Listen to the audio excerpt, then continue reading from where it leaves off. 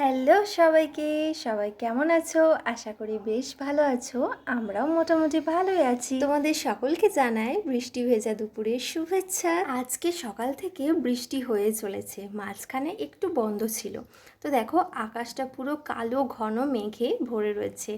আর বৃষ্টি আসার ঠিক আগ মুহূর্তটা একটু ক্যামেরা বন্দি করলাম তোমাদের সাথে শেয়ার করার জন্য। বৃষ্টির দিনগুলোতে যদি না থাকে ডিউটি, তাহলে আলাদাই তো একটা ভালো লাগা কাজ করে। সে যাই হোক, স্নান টান সেরে দুজনে এখানে চলে এসেছি। ও দেখছে সিনেমা আর আমি চলে যাব রান্নার কাছে। এখানে অনেক কয় রকমের মাছ এনেছিলাম, কিন্তু সেগুলো কোনোটাই রান্না করা হয়নি। এখানে করে নিচ্ছি পাঙাশ মাছের ঝাল। তো দেখো পাঙাশ মাছ রান্না কমপ্লিট হয়ে গেছে। পাঙাশ মাছটা খেতে আমার মোটামুটি ভালোই লাগে, আর আমার বড় ভীষণ পছন্দ করে।